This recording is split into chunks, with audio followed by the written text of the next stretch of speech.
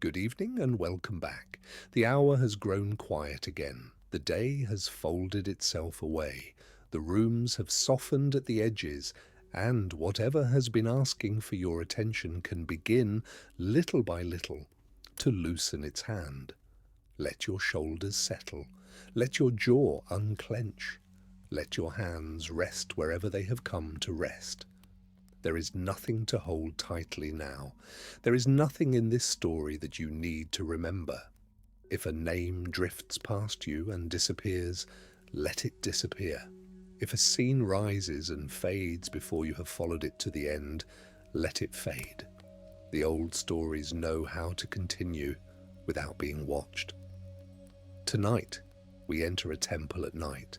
Not a crowded temple, not a bright one full of festival noise and garlands and the footsteps of worshippers, but a quiet temple after the lamps have burned low. The marble floor is cool, the columns stand pale in the moonlight. Somewhere beyond the outer steps, the leaves of an olive tree move softly in the wind. The sea is not far away, though we hear it only as a slow breath in the distance. In this temple, there is a story many people think they already know.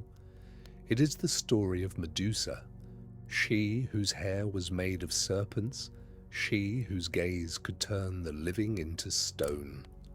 It is a story often told quickly, as if it were only a tale of a monster and a hero, of a head taken in darkness, of a shield polished bright enough to hold a reflection.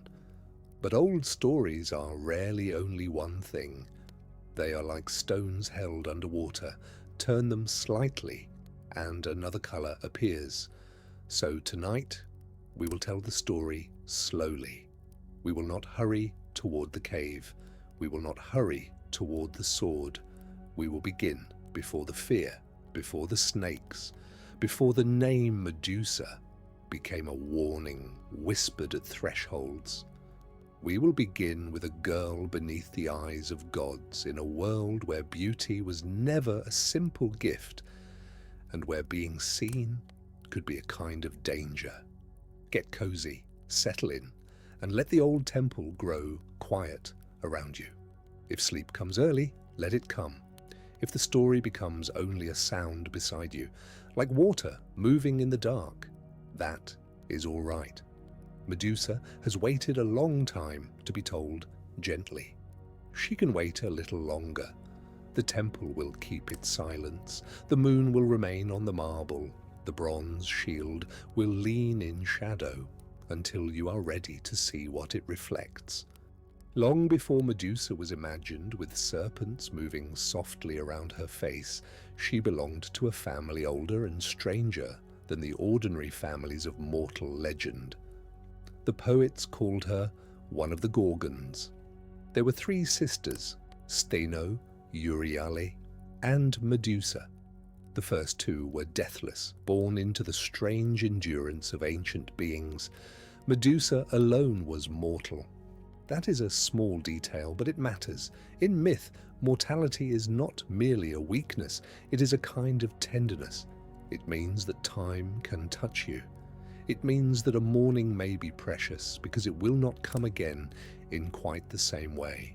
It means that the face in the polished bronze changes with seasons, with grief, with laughter, with sleep. Stheno and Euryale belonged to the more ancient side of things, but Medusa stood closer to us. She could be wounded by time, she could be changed by it, she could end. Some traditions make her monstrous from the beginning, born with tusks and wings and serpents. Other traditions, later and softer in their cruelty, remember that she had once been beautiful. They say she was a maiden of astonishing loveliness, so beautiful that people turned their heads when she passed, so beautiful that even praise became a kind of burden. Beauty in Greek myth is rarely peaceful. It draws gods down from bright places, it stirs rivalry, it turns human lives into arenas where powers larger than human kindness contend with one another. Helen's beauty gathered ships. Psyche's beauty angered Aphrodite. Cassandra's beauty drew the attention of Apollo and brought a gift that became a torment. In such stories, beauty is light, but light attracts watchers. Imagine Medusa, then, before the later terror. Imagine her in a coastal city where the stones were white in the sun and the air smelled of salt and crushed herbs. Imagine the sea beyond the rooftops, blue by day and silver by night. Imagine women carrying water from a fountain, priests crossing the steps of the sanctuary, children running between patches of shade. Imagine Medusa walking among them, not as a symbol yet, not as a warning, but simply as a young woman whose life had not yet been taken over by other people's stories. Perhaps she knew the sound of sandals on warm stone. Perhaps she knew how the temple lamps smelled when they were newly trimmed.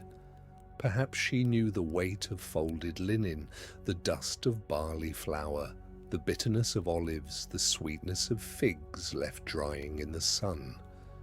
Myths often move so quickly toward their famous scenes that they forget the ordinary world around them. But every mythic figure, before becoming a sign, must once have stood somewhere ordinary, under weather, in a body, in time.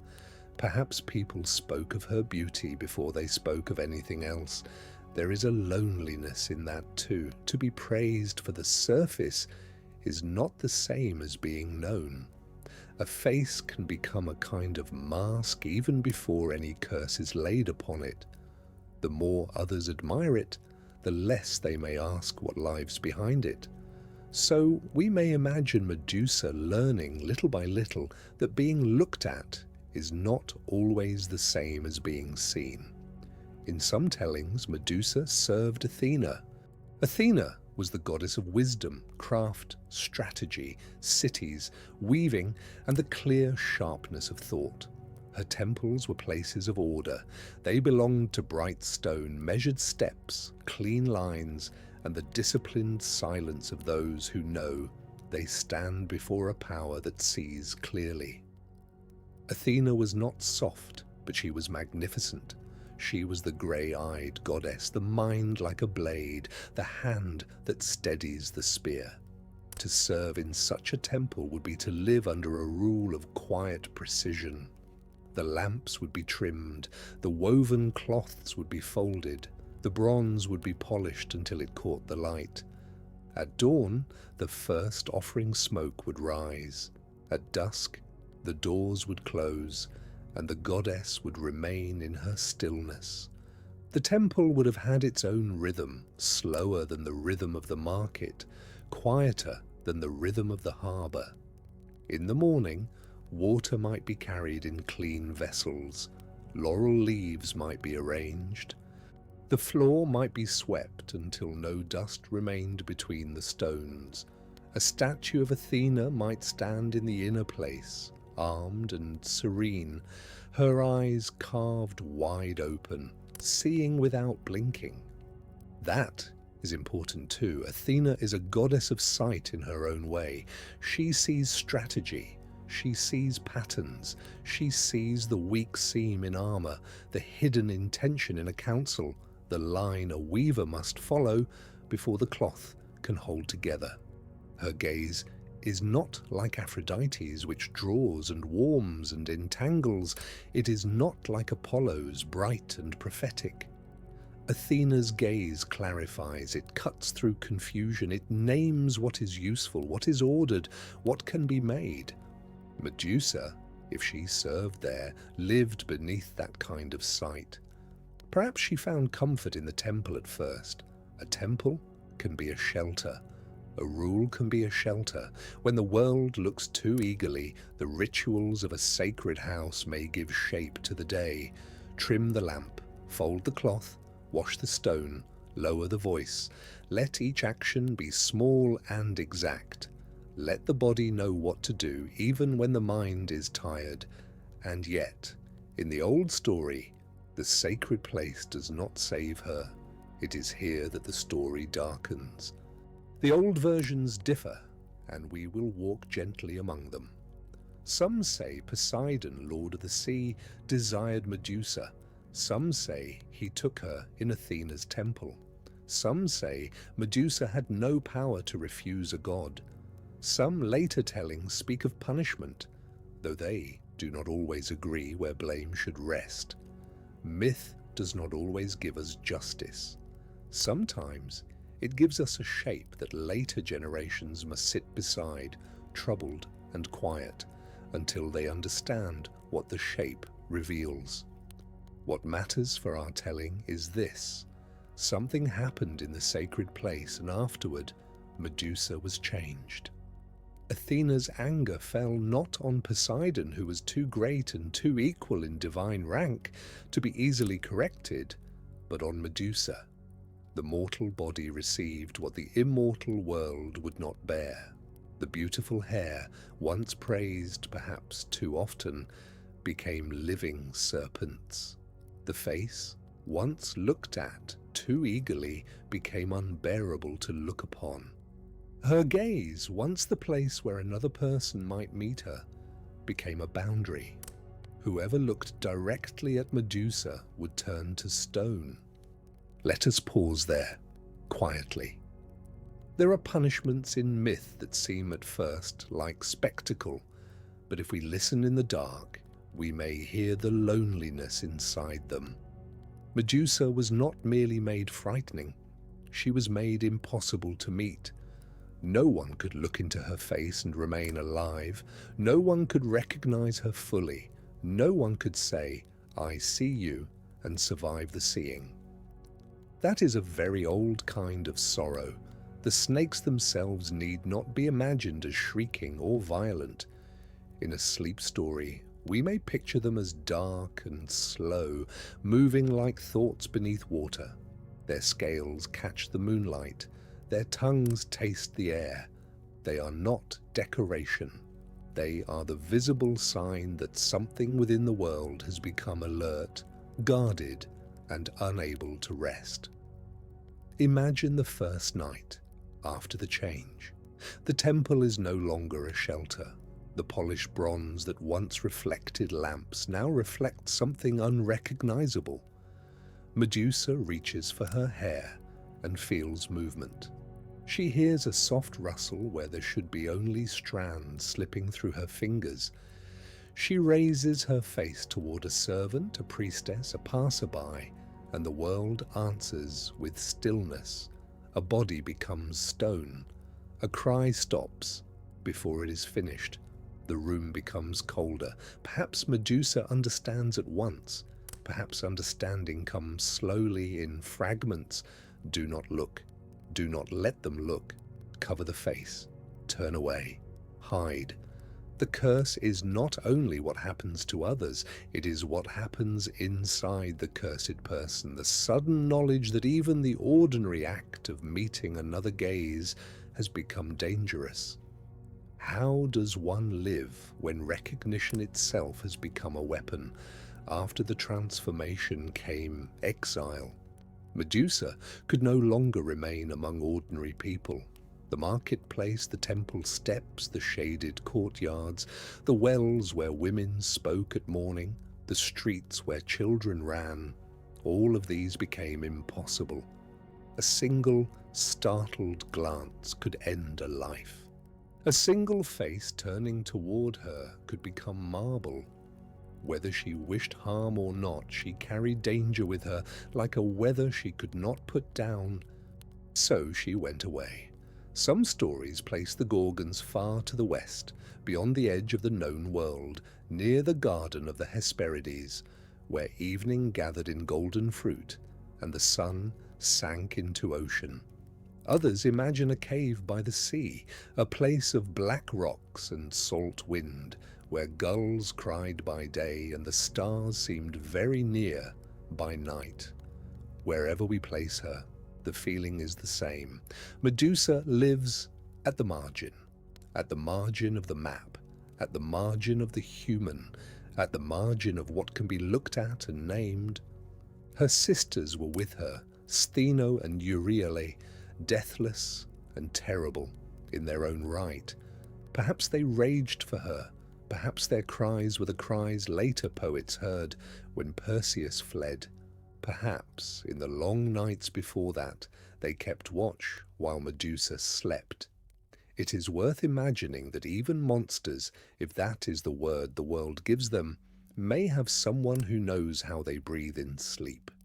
Let us go to that place now slowly. The path is not marked.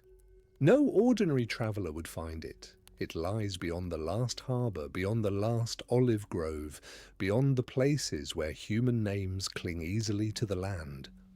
The cliffs are black, with old volcanic stone. The wind smells of salt and rain. At dusk, the sky turns the colour of bruised violet, and the first stars tremble over the water. There is a cave in the cliff face. Its mouth is not wide, but it is dark, and the darkness inside it seems deeper than the hour requires. Around the entrance stand figures of stone. Some are warriors, some are hunters, some are men who came because a rumour promised glory. They stand with shields raised, mouths parted, eyes widened toward what they saw too directly. The cave is not a battlefield, it is quieter than that. It is a place after battle, after ambition, after the last footstep. Water drips somewhere in the dark. The sea moves below. The stone figures keep their final postures forever, and Medusa lives among them. What is a day like there? Perhaps there are no true days at the edge of the world, only changes in the colour of the cave mouth. Morning is a grey thinning of darkness. Noon is a flat white glare outside the rocks. Evening is the return of blue shadows. Medusa may move mostly at night, when there are fewer living eyes to guard against. She may walk along the cliff path under stars, the serpents around her face tasting the air. She may listen to her sisters speaking in voices older than cities. Stheno, whose name suggests strength. Euryale, whose name suggests wide wandering or far roaming. Medusa, whose name may be connected with guarding, ruling, protecting. Even in the name, there is a hint that she is not only a thing to fear, she is also one who watches. The cave fills with stories left unfinished. Each stone figure brought a life with him. A mother who waited, a ship left anchored, a boast made in a king's hall, a hand once held by someone who did not know it was for the last time. Myth does not tell us whether Medusa grieved for them. It only tells us the result. But in a gentler telling, we may allow her complexity. She may have hated intruders and pitied them. She may have feared them and been feared by them. She may have wished some nights that no one else would ever come. What did her gaze mean? The simplest answer is fear. To look at Medusa was to meet terror so complete that life froze. But old symbols deepen when left alone. Stone is not only death. Stone is stillness. Stone is memory. Stone is what remains when motion has ended. A statue can be a warning, but it can also be a witness. Perhaps Medusa's gaze turned people to stone because no one could look at her without bringing their own fear into the looking. Perhaps the punishment was not only in her eyes, but in the world that had made her unbearable to see. Perhaps she became a mirror, showing each intruder the hardness already forming inside him. Ambition, violence, hunger for trophies, the wish to conquer what he did not understand. So, the cave filled with stone men, and far away in another story a young man named Perseus was growing toward his fate. Perseus was the son of Danae and Zeus. His grandfather, Acrisius of Argos, had heard a prophecy that Danae's child would one day bring about his death. prophecies in Greek myth are like roots under stone. Try to block them, and they find another path. Acrisius shut Danae away, but Zeus came to her as golden rain, and Perseus was born. Mother and child were cast upon the sea in a wooden chest, yet they did not drown. The chest came at last to the island of Seriphos, where a fisherman named Dictys found them and gave them shelter.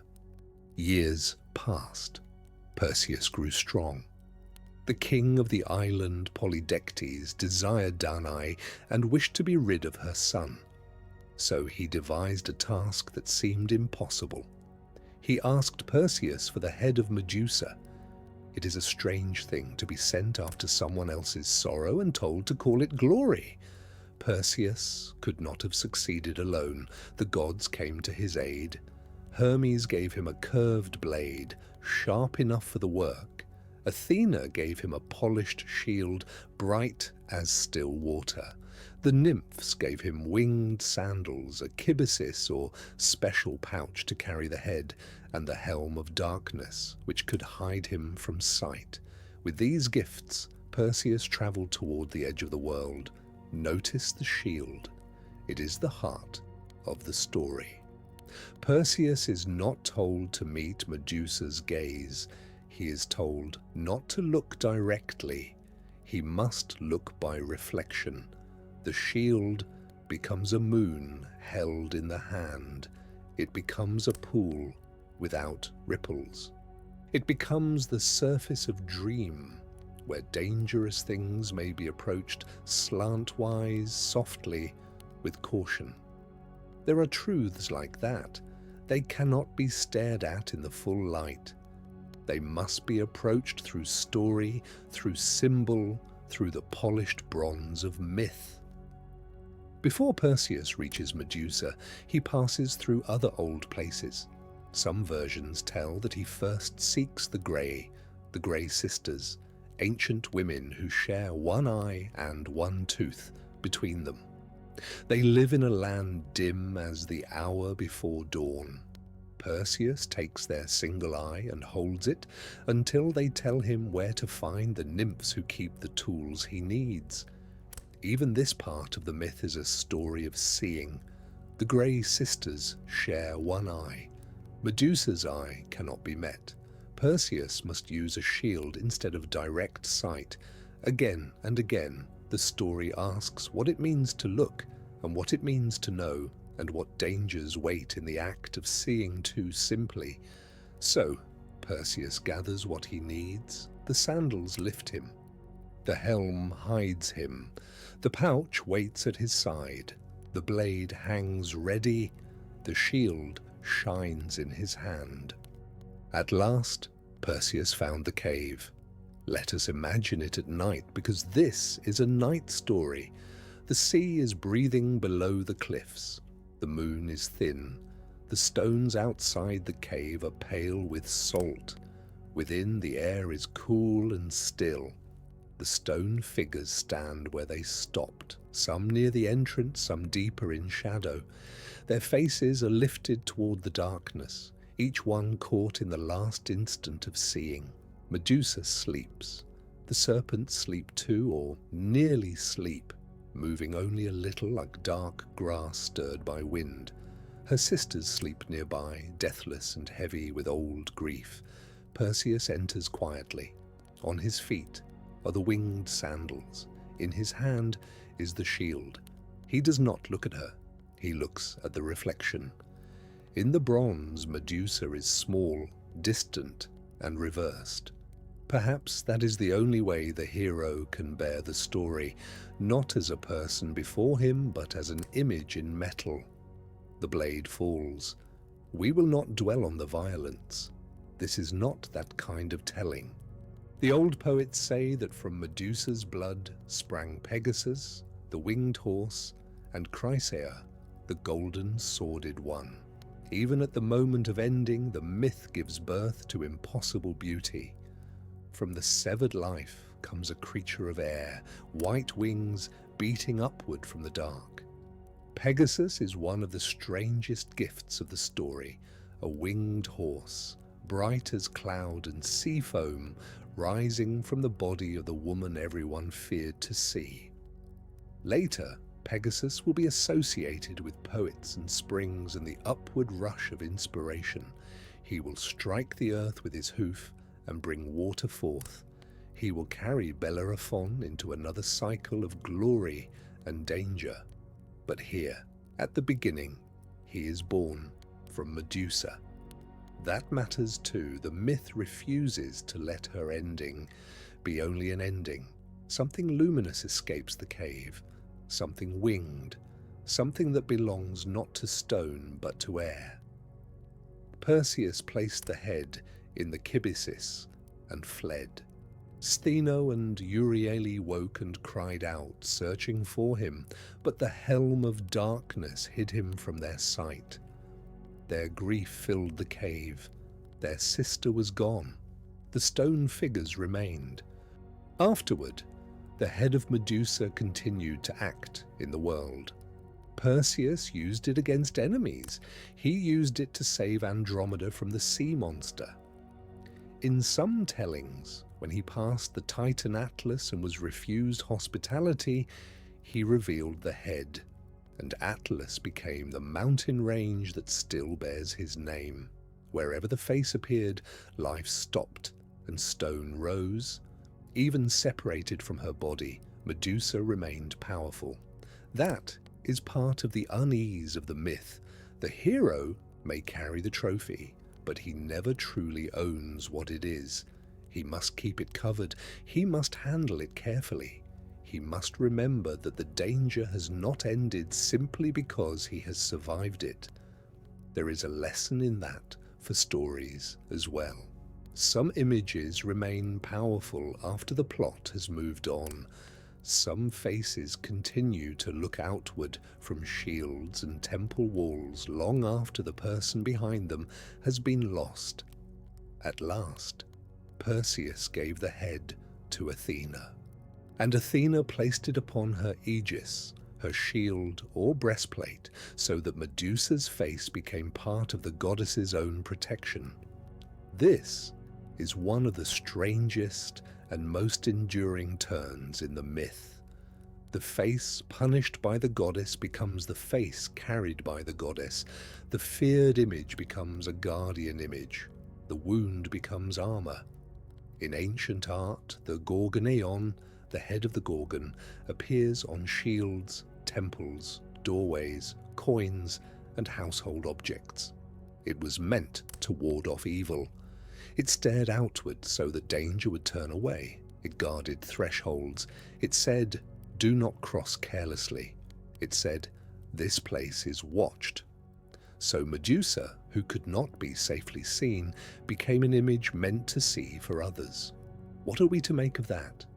Perhaps we do not need one answer. Sleep stories do not require verdicts. They allow meanings to rest beside one another like stones beside a river. Medusa is monster. Medusa is victim. Medusa is guardian.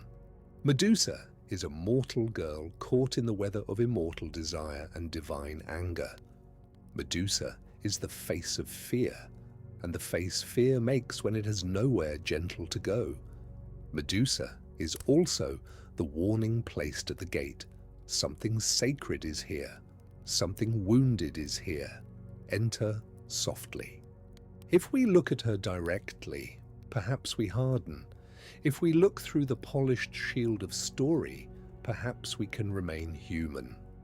Before we leave her there, let us walk once more through the older rooms of the story, slowly, as one walks through a museum after sunset when the statues seem less like objects and more like presences. There is another way to begin Medusa's story. We can begin not with Medusa herself, but with the ancient Greek fear of the face that looks back too powerfully. In old houses, on shields, on temple roofs, and on small objects carried close to the body, the Greeks sometimes placed a Gorgon face. It was wide-eyed, fierce, strange, and impossible to ignore. It stared outward. It did not look away. This image was called the Gorgoneion. To modern eyes, it may appear monstrous, almost mask-like, but to the ancient world it had a purpose. It protected. It frightened away what would harm the household, the warrior, the sacred place. So even before we think of Medusa as a character, we may think of her as a threshold. Every threshold has two sides. There is the place outside, where danger may gather. There is the place inside, where the fire is kept, where children sleep, where offerings are made, where the private heart of a home or temple must be guarded. A threshold asks a question of anyone who approaches.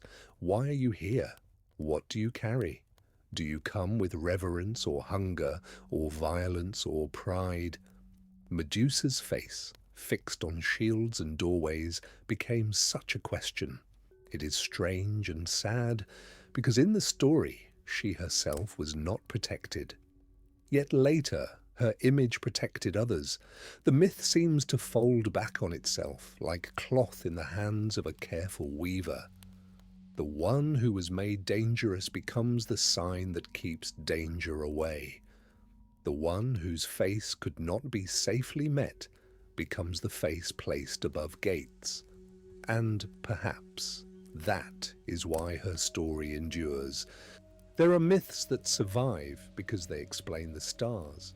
There are myths that survive because they flatter kings.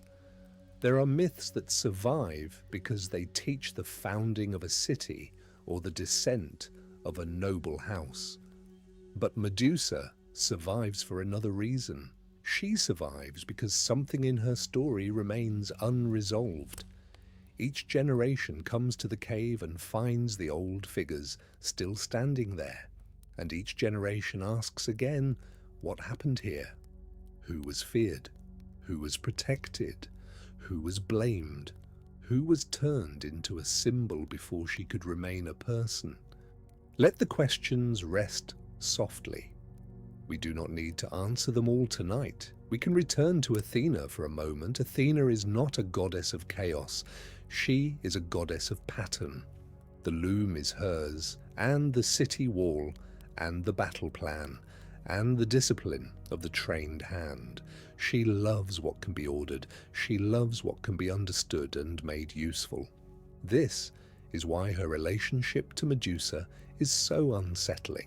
Medusa is a figure who escapes order.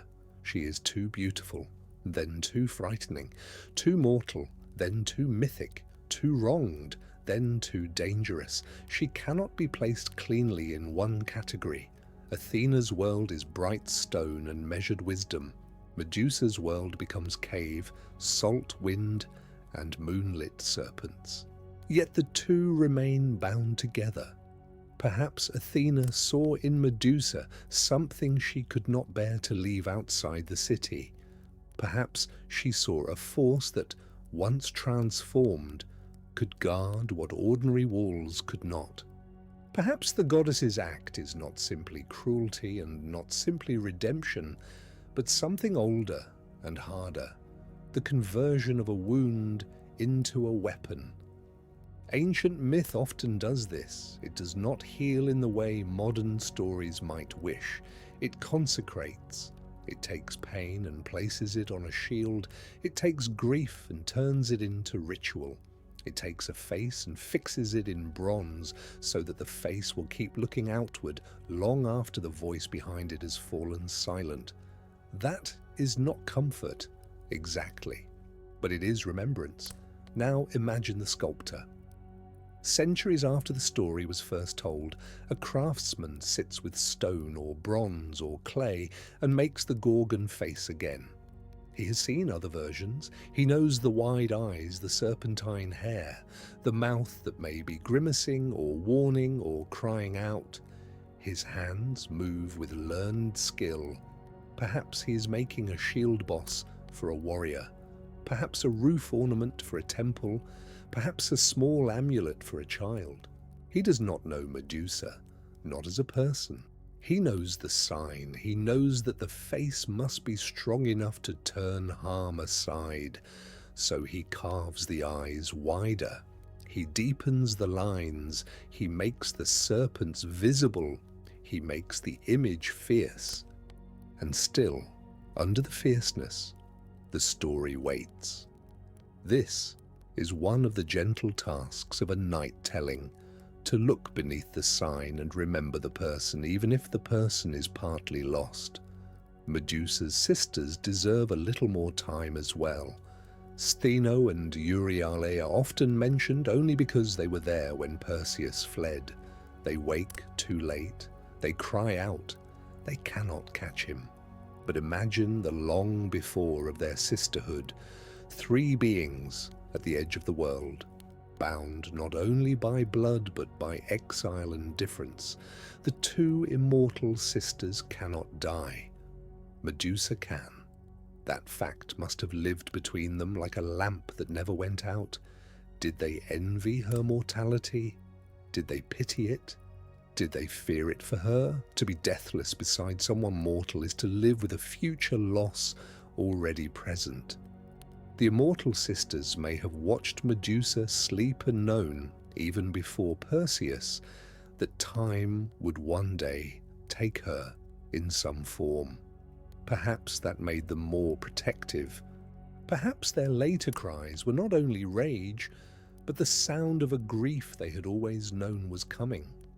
In the cave, they may have kept small rituals, not human rituals perhaps, but older ones.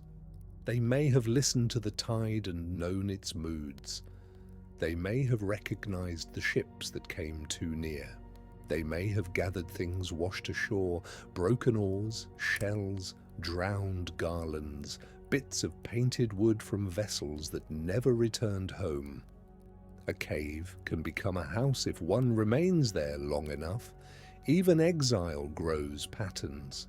Medusa may have had places where she sat, a ledge from which she could hear the sea, a hollow where rainwater gathered, a stone polished by the movement of her hand. The old stories do not tell us these things, but sleep allows us to imagine them without claiming them as fact.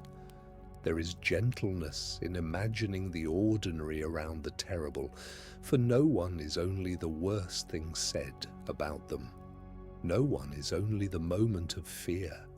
Even the figures of myth, carved down by centuries into symbols, once had the suggestion of days around them. They had weather, they had silence, they had nights that passed without heroes arriving. Many nights must have passed before Perseus came. Let us follow him more slowly too. Perseus is often remembered as a clean hero.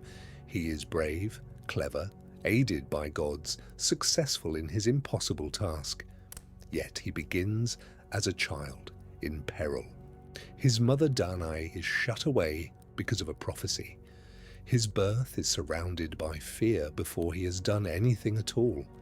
He and Danae are placed in a chest and set upon the sea. The waves carry them, not because the sea is kind exactly, but because myth has not finished with them. The chest drifts.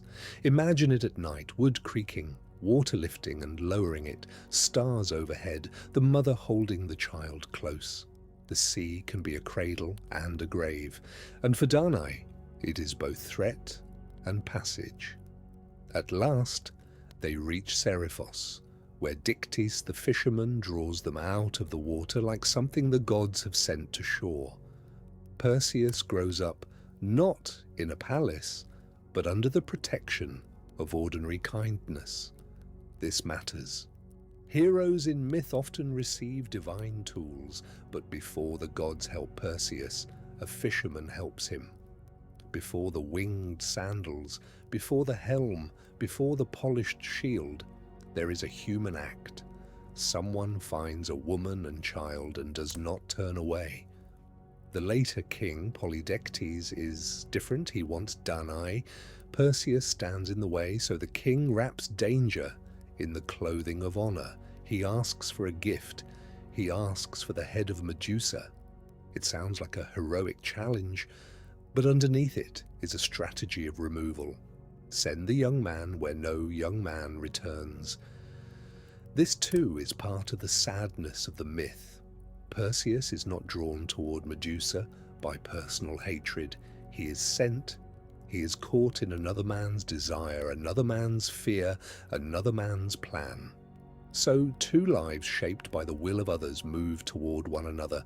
Medusa, shaped by gods and exile. Perseus, shaped by prophecy and a king's manipulation. When they meet, the old story calls one monster and one hero. But the night can hold more than one truth. It can say, here are two figures standing in a pattern larger than either of them. Perseus seeks the Grey sisters. Let us linger there. They live in a dim country, not fully day and not fully night. They are old from the beginning, with grey hair and grey skin, and one eye shared among them.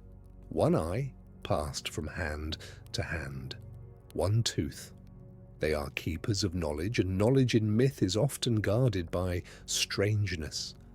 To know the road to the Gorgons, Perseus must first pass through a scene of unsettling sight.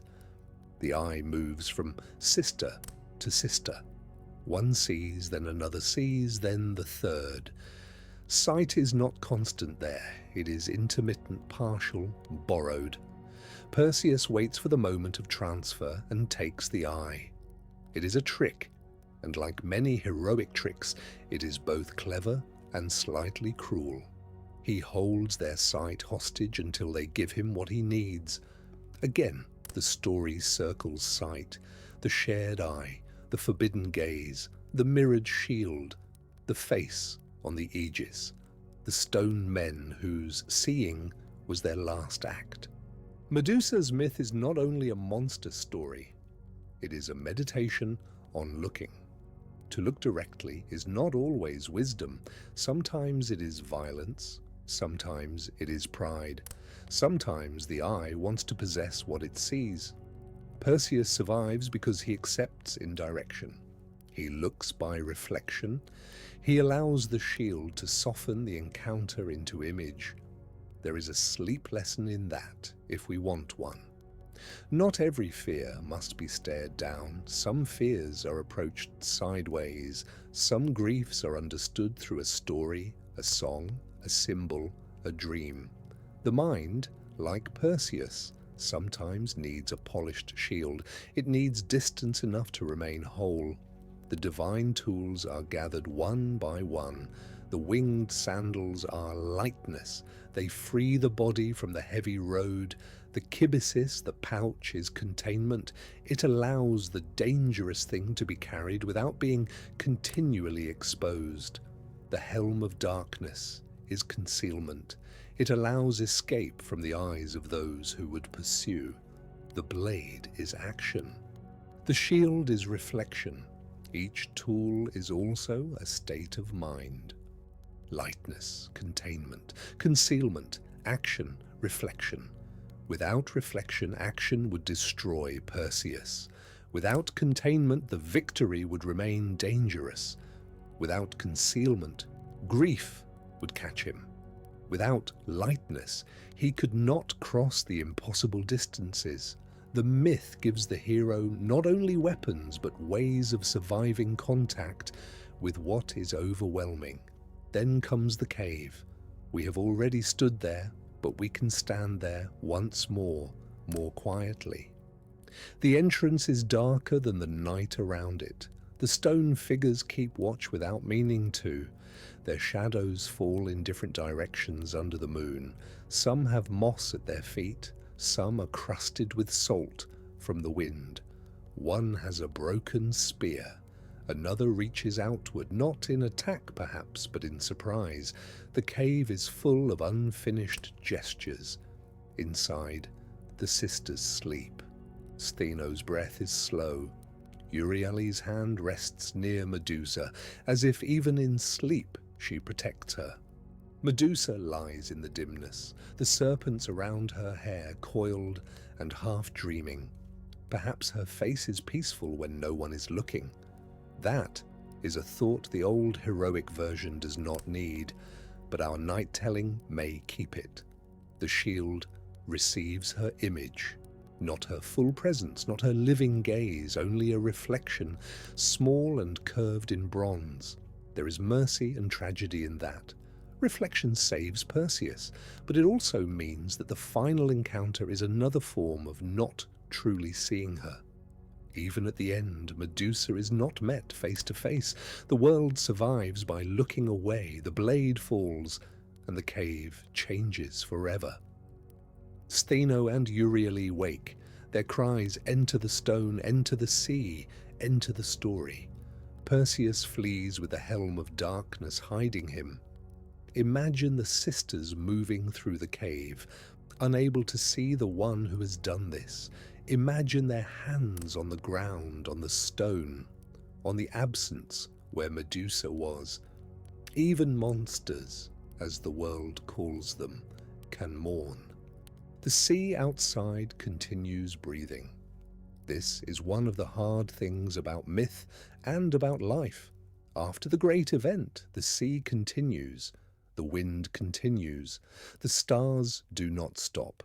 Something enormous has happened in the cave, but dawn will still come pale over the rocks.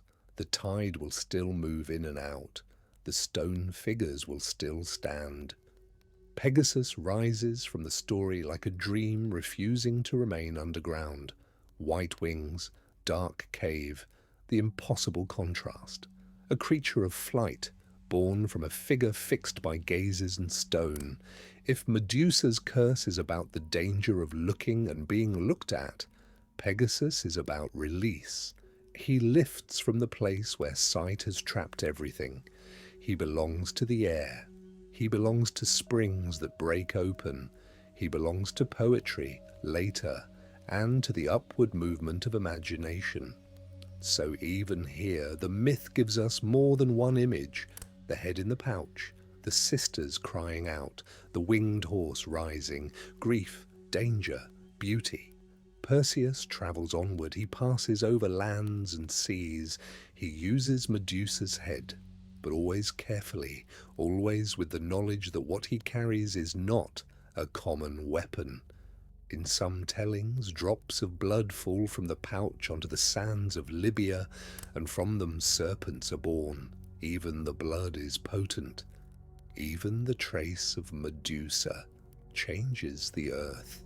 He comes to Andromeda, chained by the sea, offered to a monster because of another chain of divine anger and human boasting. Her mother Cassiopeia had claimed beauty too loudly or compared herself too favorably, and the sea gods answered. Again, beauty, punishment, and the bodies of women become tangled in the mythic machinery of pride. Perseus saves Andromeda. The story brightens there, if only for a while. The sea monster is defeated. The chained figure is freed. A wedding follows. Yet even in that victory, Medusa's head is present, wrapped and hidden, a power taken from one woman's tragedy and carried into another woman's rescue. Greek myth does not keep its symbols in separate rooms. They touch one another. They complicate one another. Later, Perseus returns to Seriphus and uses the head against Polydectes, the king who had sent him away. The court that mocked him becomes still. The mother is protected. Dictys, the kind fisherman, receives honor. In this part of the tale, Medusa's power is turned against abuse and coercion. The face that was feared becomes again a guardian force. This is why the myth cannot be flattened. Medusa's head is a trophy, and it is also protection. It is violence, and it is justice. It is the sign of a life ended and the means by which other lives are saved. The story does not resolve neatly. It asks us to keep looking through the shield, not directly, not greedily, but with patience. At last, the head comes to Athena. Imagine the moment not as triumph but as solemnity. The goddess receives the Gorgon's face. The bronze of the Aegis gleams. The eyes that once turned men to stone are fixed now upon divine armor. Athena, goddess of sight and strategy, carries the face that no mortal could bear to see. Perhaps the temple grows quiet then. Perhaps the old image finds its place. From that time onward, Medusa is everywhere and nowhere. She's no longer walking by the sea. She's no longer sleeping in the cave. She is on shields, on walls, on pendants, on roof tiles, on the borders of sacred spaces. Her face is repeated until it becomes almost abstract, a sign of protection so familiar that people may forget the sorrow inside it. But we do not have to forget. Tonight, in this slow telling, we remember both. We remember the mortal girl. We remember the temple. We remember the transformation. We remember the cave and the sisters and the hero with the mirrored shield. We remember Pegasus, bright and impossible. We remember Athena's Aegis. We remember the doorways guarded by a face that says, "Stop. Look carefully. Know where you are entering." And now, as the story begins to close, we can let all these images become softer. The shield is no longer a weapon. It is only a round patch of dim light resting against a column. The snakes are no longer frightening. They are slow ribbons of shadow, moving as gently as seagrass underwater. The stone figures are not enemies. They are sleepers. The cave is not a place of horror. It is a chamber of stillness by the sea. The old Greeks often placed their most troubling truths in beautiful forms: marble, bronze, song, meter, painted clay. A myth could hold terror and sorrow, but the holding gave it shape. Shape made it bearable. Not harmless, but bearable. That is what we have done tonight. We have taken the face that frightened warriors and placed it inside a quiet room. We have lowered the lamps. We have let the sea breathe nearby. We have allowed the story to be more than its sharpest moment. Medusa is still at the threshold, but the threshold is peaceful now. You do not need to cross it. You do not need to solve it. You may simply rest beside it for a moment, as one rests beside an old stone wall, still warm from the day. Let the questions be stones. Let them keep their shapes without needing to be lifted. There is still time before the temple closes to let the story widen. A myth is not a straight road. It is more like a coastline. You can follow the main path and understand where it leads, but if you slow down, you find coves, caves, tide pools, small shells, old markings on stone, and places where the sea has entered quietly and changed the shape of everything. Medusa's story has many such places. One of them is the word itself, Gorgon. The ancient Greek word suggests something grim, dreadful, fierce, something that makes the face tighten and the body pause. But words in myth are not fixed like labels on jars. They breathe. They gather meanings over time. A Gorgon is not simply a creature. A Gorgon is an encounter with what unsettles the eye. A Gorgon is the face of danger turned outward. A Gorgon is the moment when the watcher realizes that looking is not innocent. This is why the Gorgon face appears so often in ancient art. It is not hidden in the cave only. It comes forward. It is placed where people must see it, over a doorway, on the center of a shield, on the breast of a goddess, on the roof edge of a temple watching over the approach. It does not retreat. It confronts, and yet the confrontation is protective. There is a deep old idea here that fear can be placed at the boundary so that greater fear does not enter. A frightening mask can guard a sleeping child. A fierce face can protect a quiet home. A symbol of danger can become a charm against danger. Human beings have done this in many cultures, in many ages. They carve lions at gates. They paint eyes on boats. They set guardians beside tombs. They ask the image to look outward while the living rest within. So Medusa, who could not be safely looked at, becomes the one who looks for others. Let that thought move slowly. It does not erase the sorrow of her story. It does not make the punishment fair. It does not undo the cave. But it reveals why the myth endured. Medusa is not only killed by the hero, she is carried forward. She becomes an image that continues to work in the world. Her face becomes a kind of night watch. Now imagine an ancient doorway. The house is small, made of stone and timber. Inside, a lamp burns. Outside, the road is dark. A traveller passes, or perhaps a stranger pauses, or perhaps nothing passes at all except the wind. Above the entrance, a Gorgon image stares out. Its eyes are wide. Its mouth is set. Its hair twists into serpentine forms. To the family inside, this face is not merely ugly or frightening. It is protection. It says, "This house is not unguarded. This threshold is not empty." A sleeping child inside the house may never know the story in full. The child may only know that the strange face above the door belongs there, as the night sky belongs above the roof.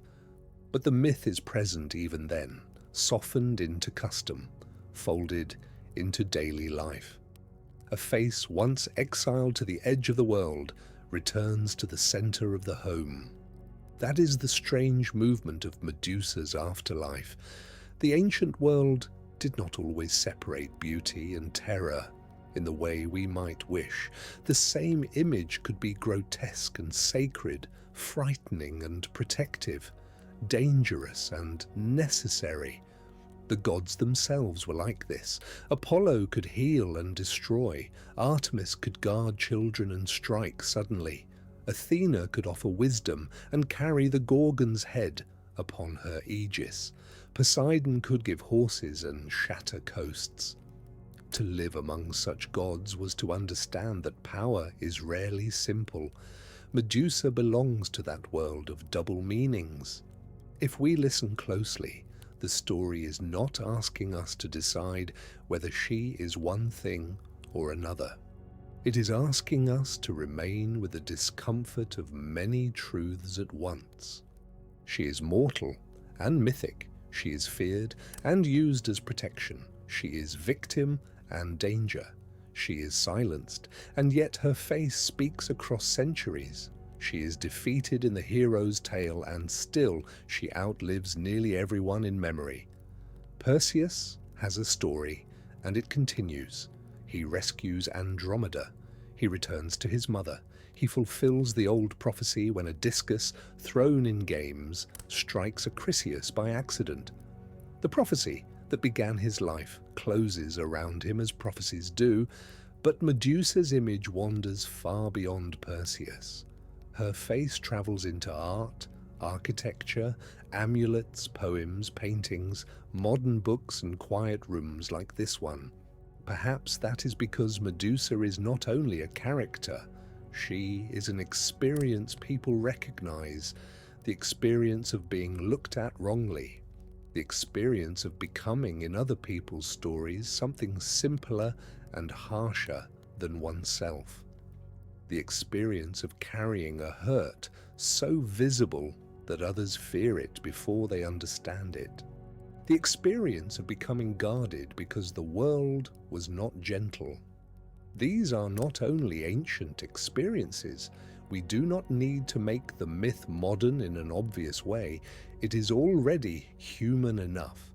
The old images are sufficient. The temple, the gaze, the cave, the shield, the face on the armor. They carry the meaning without needing to explain too loudly.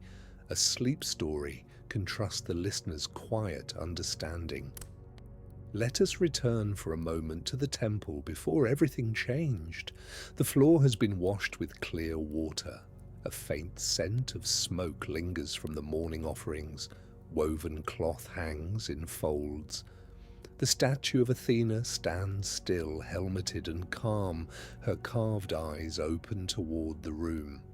Outside, daylight passes over the city, but inside the temple the light is filtered and slow. Medusa moves through this space as someone who knows the rituals. She knows where each vessel belongs. She knows which oil burns cleanly and which leaves a bitter smell. She knows the hour when the first visitors arrive, the hour when the heat becomes heavy, the hour when even the flies grow quiet. She knows how to lower her voice until it becomes part of the building. This is the life that will be lost. Not only beauty, not only innocence, a rhythm, a place in the world, a set of small duties that shape a day. Exile does not merely remove someone from danger or from society, it removes them from the ordinary repetitions by which a person knows who they are. After the curse, Medusa cannot trim the lamps in the same way. She cannot speak casually to another priestess. She cannot lift her face toward a morning visitor. She cannot walk through the market with a veil and trust that the world will remain whole around her. Every ordinary gesture has become charged with consequence. That is part of the tragedy. The curse does not only say, "You are frightening now," it says, "You may no longer be ordinary," and ordinariness is a form of peace. To buy bread, to hear gossip at a well, to sit in the shade and mend cloth, to laugh without being watched too closely, to look someone in the eye without calculation. These are small freedoms, and myths remind us of them by taking them away. Medusa's isolation is therefore not only physical, it is social, spiritual, and intimate. She is exiled from the shared gaze, from the simple human circuit of seeing and being seen. The cave at the edge of the world becomes the place where that exile takes shape. But even the cave has a kind of beauty. By day, pale light reaches only a short distance inside. Dust turns slowly in the air. The stone figures cast long, cold shadows. By evening, the sea outside becomes bronze, then purple, then black. The first stars appear in the narrow frame of the cave mouth. At night, the cave cools. Water drops from the ceiling at long intervals, each drop sounding larger than it is. Medusa learns the cave's sounds. The tide on calm nights. The tide before storms. The scrape of small crabs on rock. The wing beat of birds returning to hidden ledges. The breath of her sleeping sisters. The soft movement of serpents around her face. In such a place, time would not move by calendars. It would move by weather, by moon phases, by the arrival and disappearance of ships on the horizon. Some ships pass safely far away. Some come closer, driven by curiosity, greed, or bad luck. Those who land may think they are the first. The stone figures prove otherwise. A hero always imagines himself entering a story freshly. The cave knows better. Before Perseus, there were others, men who heard that a creature lived beyond the western sea and decided that such a creature must be conquered. Men who wanted proof of courage, men sent by kings, men escaping other dangers, men who perhaps did not believe the warning until the warning became the last thing they saw. Each came with a reason. Each became still. The cave did not boast of them. Medusa did not need to. Stone is silent enough. There is a temptation in stories like this to count the dead and call the count proof of evil. But myth is more patient than that if we let it be. It asks, who came to whom? Who crossed which threshold? Who ignored which warning? Was Medusa hunting the world, or was the world, again and again, coming to take something from her? The answers may vary by version, but the questions matter. Now let us imagine one of those unnamed men, not to frighten us, but to slow the story down. He is young, perhaps. He has been told that glory lies in the west. He carries a spear polished by his own hand. He has a charm from his mother tied beneath his tunic. He laughs too loudly on the ship because he is afraid and does not want the others to know. When he reaches the island, the wind is colder than he expected. The stone figures near the cave disturb him, but pride moves his feet forward. He calls into the darkness. No answer. He steps inside. Something moves, a shape in the dimness, a face turning. He sees not only Medusa, but everything he brought with him: fear, ambition, disbelief, the need to prove himself. His body hardens. His last thought is unfinished. Now he stands in the cave, not as a villain perhaps, but as another life caught in the same machinery. Myth is full of such minor figures. They appear, transform, disappear into the background. Sleep stories may be kind to them. We may let them be more than decoration. We may let their stillness add to the sadness of the cave, rather than to the thrill of conquest. Medusa lives among these unfinished lives. Perhaps this is why her story feels heavy. She is alone, but not alone. Surrounded, but not accompanied. The cave is full of human shapes that cannot speak to her, cannot forgive her, cannot accuse her, cannot leave. They are company and burden at once. Her sisters remain the only living presence that can meet her without ending. Stheno and Euryale, deathless, strange, faithful in their own fierce way. Imagine them at dusk. One sits near the cave mouth, watching the horizon. One moves among the stone figures, not with fear, but with familiarity. Medusa rests deeper in shadow. They speak little perhaps, or perhaps they speak in a language older than the cities that tell their tale. The serpents shift and settle. The sea repeats itself. If the world calls them monsters, the world also leaves them to become a family of the abandoned. There is tenderness in that possibility, not softness in the harmless sense. The Gorgons are not harmless. But tenderness does not always mean harmlessness. A thorn bush may shelter a bird. A cliff may protect a hidden nest. A fierce sister may keep watch through the night.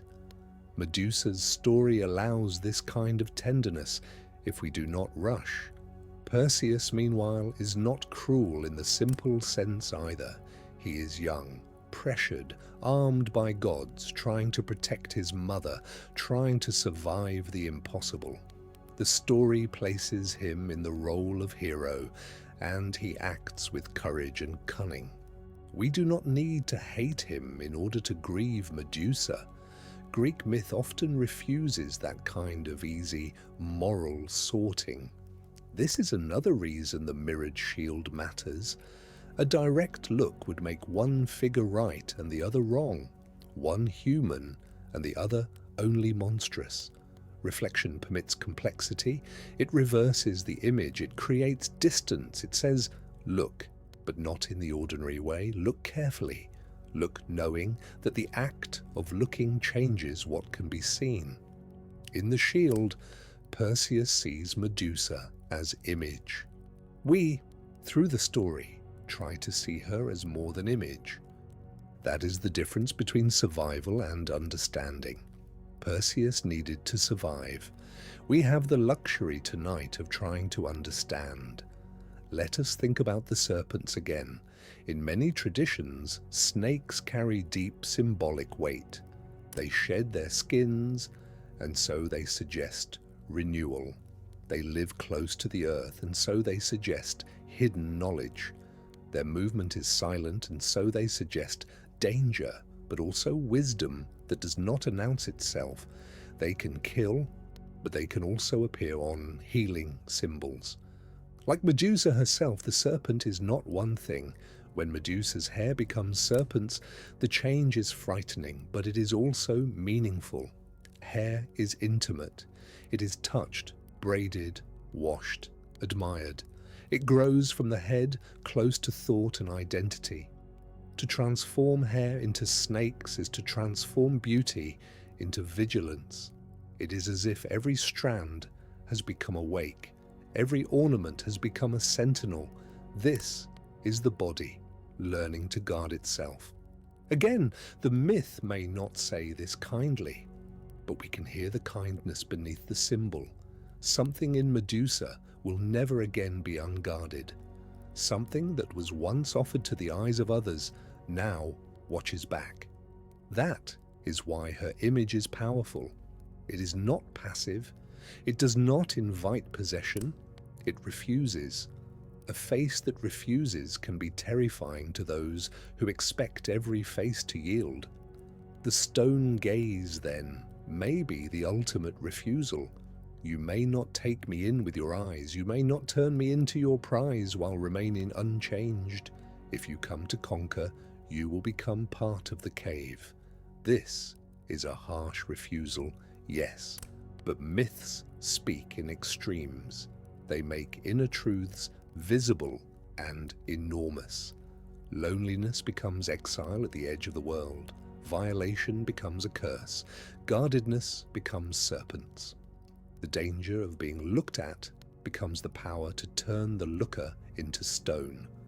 Dream logic and myth logic are close cousins. In dreams, a house may be a memory. A sea may be grief. A door may be a choice. In myth, a cave may be exile. A shield may be reflection. A monster may be a wounded guardian.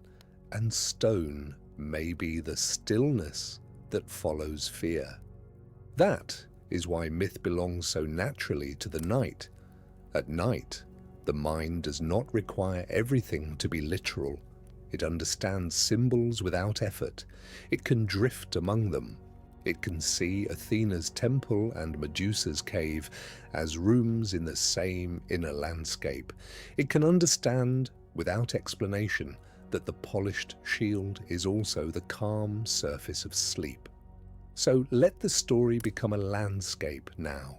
There is the temple, high and pale, where the moon rests on the steps.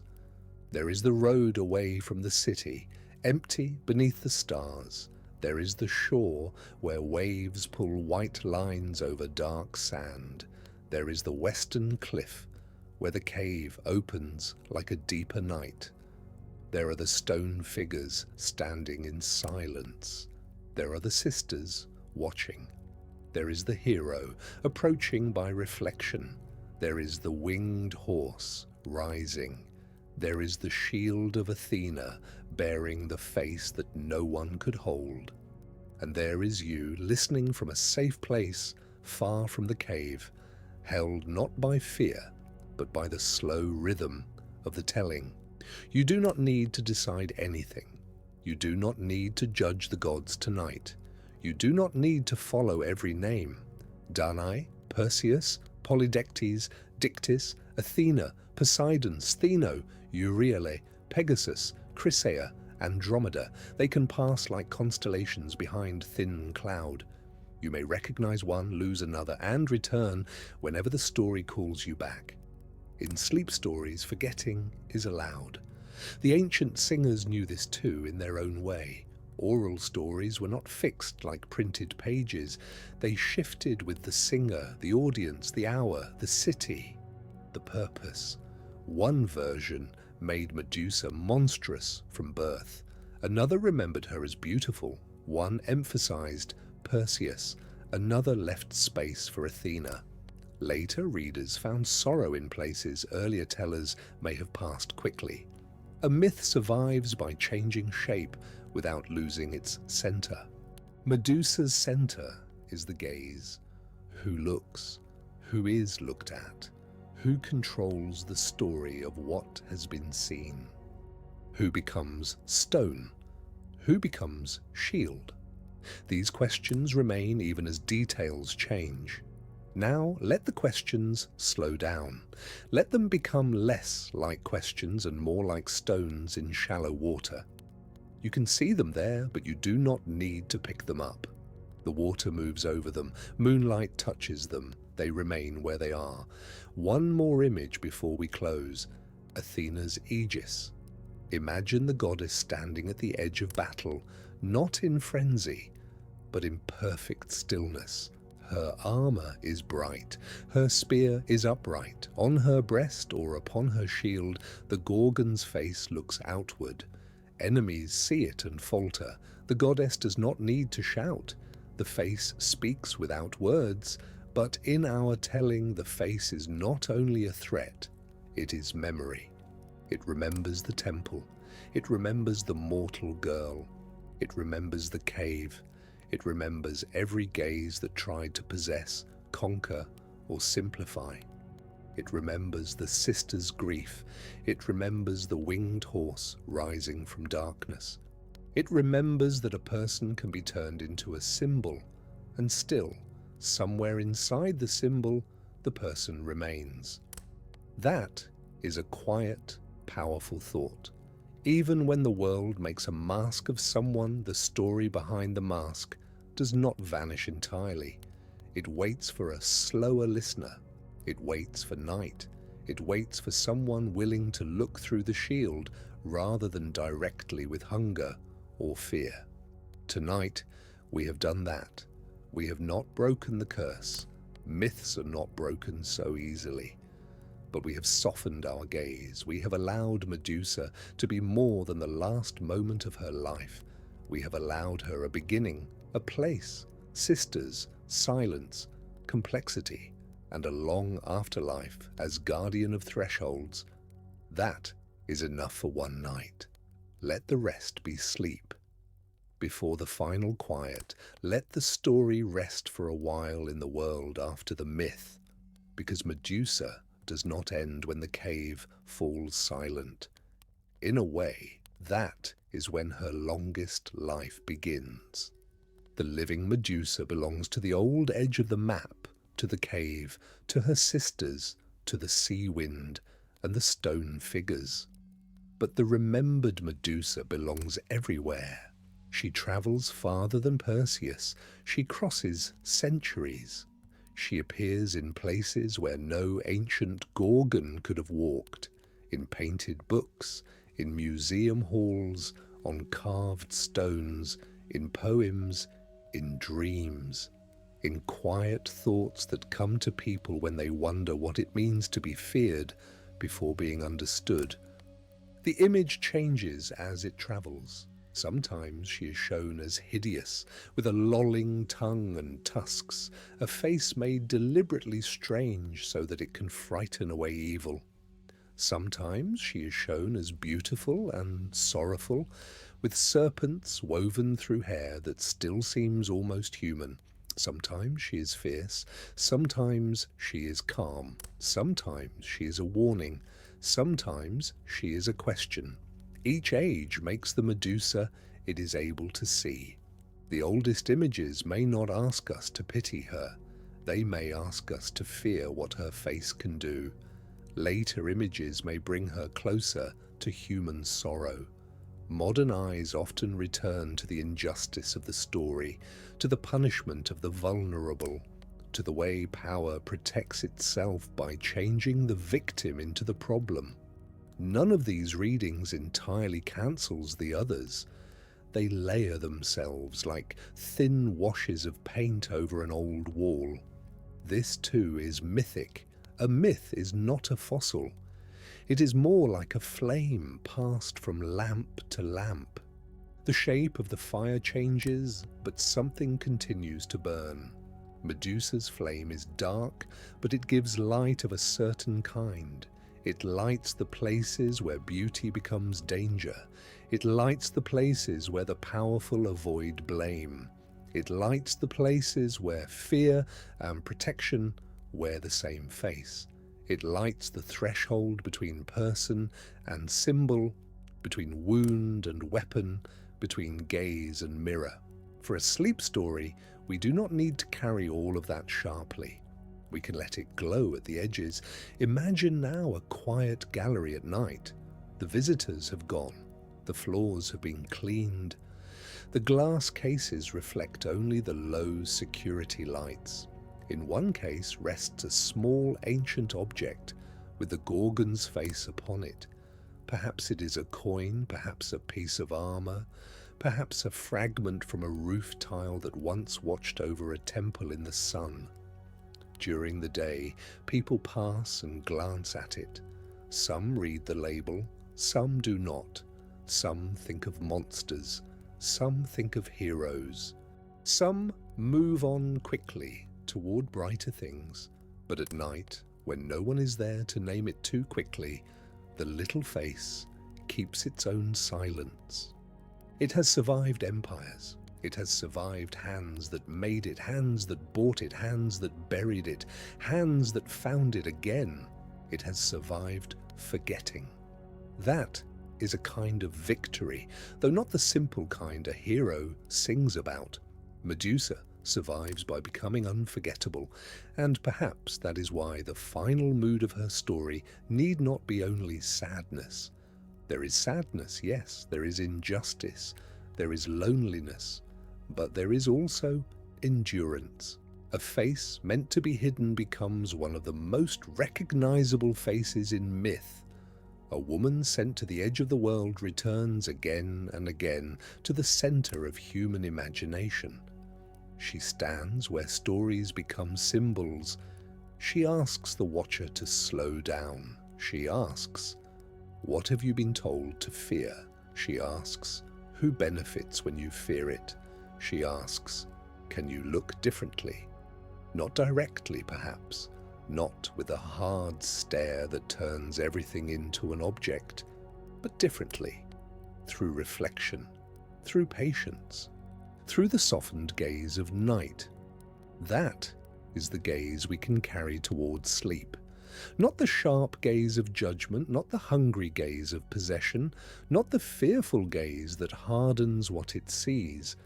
A softer gaze, a gaze that lets things be complex, a gaze that can rest on a story without needing to conquer it. There is one final thread to gather, and it is a quiet one. Medusa's story is filled with eyes, but sleep asks us to close ours.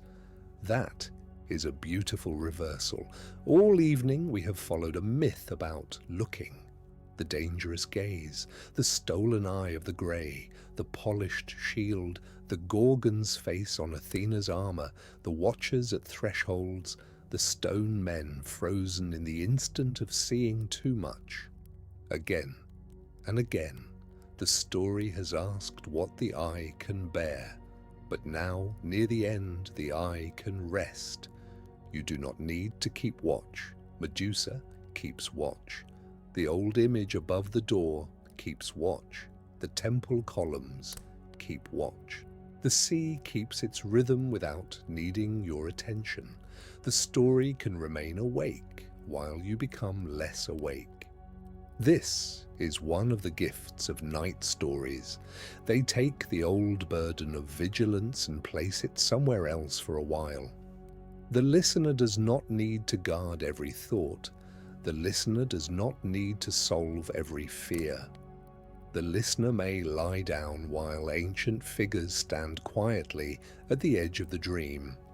So if some part of you has been watchful today, let it soften now.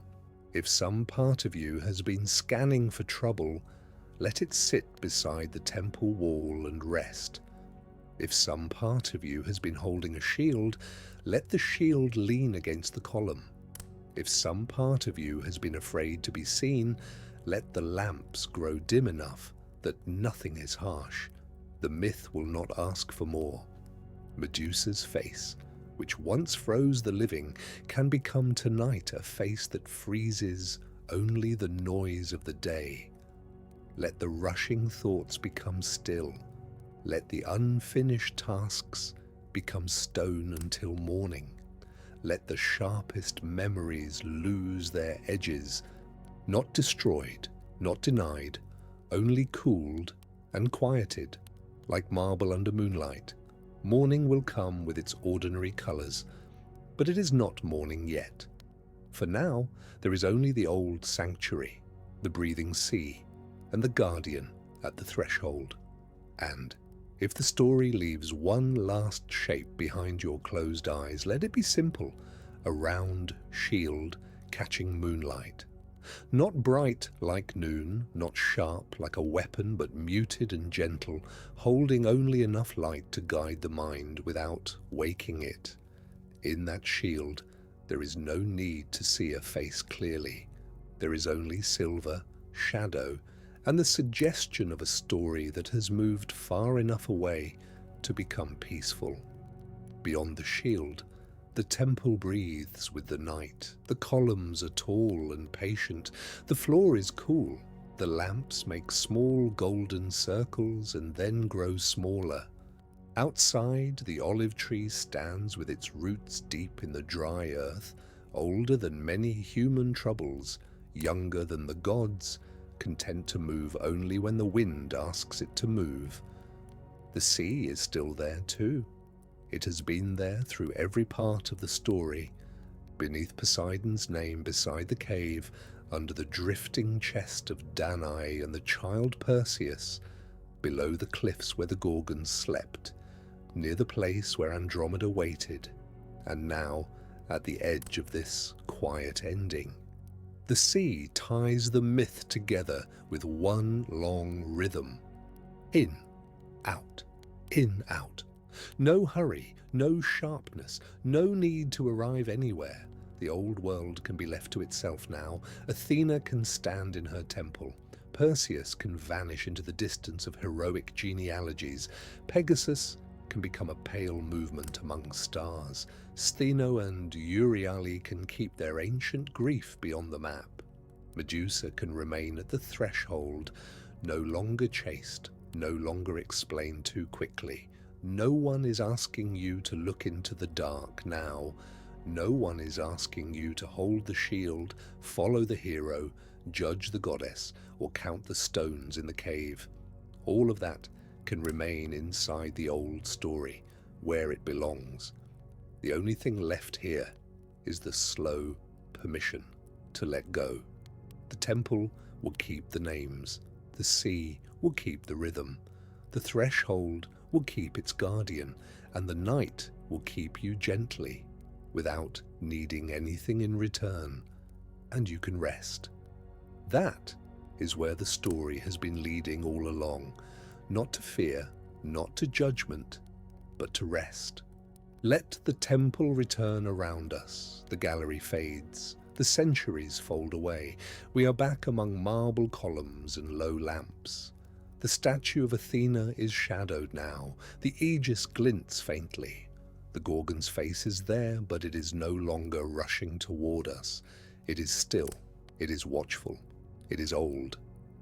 Outside, the city sleeps. No sandals cross the steps. No priest calls out. No ship bell rings from the harbour. Only the sea continues drawing its long breath in and out, as if the whole world was settling into a slower rhythm. You can let your own breathing follow it if you like. In and out, in and out. Nothing to force, nothing to perform. The story has done enough. It has opened its doors, shown its rooms, and allowed you to wander through them at your own pace. If any image remains, let it be a gentle one. Not the blade, not the fear. Perhaps the moon on the shield. Perhaps the olive leaves moving outside the temple. Perhaps Pegasus rising silently into a sky full of stars. Perhaps Medusa at the threshold, not as a threat to you, but as a guardian of the quiet, keeping watch while you drift beyond the reach of the day. The stones are cool, the lamps are low, the old face watches outward, and you are safe inside the night. The night is deepening. The temple floor is cool and steady. The olive leaves outside whisper and then grow still. The sea draws one long breath and releases it. Somewhere in the dark, far beyond the last headland, the cave remains, but it is distant now. Its figures stand quietly. Its entrance faces the stars. The gaze softens. The shield darkens. The serpents sleep. And the story, having opened its eyes for a little while, closes them again. The temple is quiet again. The moon has moved across the floor. The oil in the lamps is low. The bronze shield leans against a column, and its surface is dark now, holding no reflection but the small tremble of flame. Outside, the olive leaves whisper. Far away, the sea breathes against the shore. Think of the stone figures in the cave. Think of them not with fear, but with stillness. Each one has stopped running. Each one has become quiet. The world no longer asks anything of them. No more striving, no more shouting, no more bright noon pressing upon the eyes, only cool mineral sleep. Think of Medusa, not as a face rushing toward you from darkness, but as a figure at the edge of an old threshold, asking not to be misunderstood too quickly. The serpents around her face are calm now. They move slowly, like dreams loosening from the mind. The cave is no longer a place of danger. It is only a place beyond the map, where the sea keeps time and the stars look down without judgment. Let your own gaze soften. Let the hard places in the day become stone, not the living stone of punishment, but the quiet stone of rest, steady, cool, untroubled. Let every thought that has been staring too sharply begin to lower its eyes. Let the story recede into shadow. Medusa remains where old stories remain, neither wholly lost nor wholly understood. She keeps the threshold, she guards the silence. And you may pass now into sleep without fear. The temple doors are closing, the lamps are low, the sea is breathing, and the night, kind and deep, receives you. Good evening and welcome back one last time to the slow, gentle work of letting the story rest. Get cozy, settle in, and let us begin the long lowering of the lamp. The tale of Medusa has been carried by many tongues across the ages, by mothers and singers, by fishermen and priests, by tired travellers who repeated it under different stars. In the beginning, before any of these tellings, there was only a quieter rumour of a face misunderstood, a gaze that wounded, because no one knew how to receive it. The old poets later gave it names. They gave it Stheno, Euryale, Medusa, the three Gorgons of the Western Sea. They gave it the long stillness in which it now rests. But that is a story for another day. For now, remember this: tonight, the work of the tale is done. It simply was, like all old stories, the carrying of a face misunderstood through the long inheritance of nights. Let the names settle. Let the room settle. Let the night gather you up. Imagine the moonlit temple by the sea, far behind you, its cool marble and the dim gleam of polished bronze no longer pressing on your thoughts. In your mind, reach back and close an invisible door to the sanctuary, feeling it move on silent hinges, sealing the serpent crown, the patient shield, and the long ache of being seen in calm and order. Then see a single candle, its flame steady in the darkness. With a slow, gentle breath, blow that candle out and let the last curl of light fade into the night. Rest well, sleep deeply, and let the ancient stories carry you into the night.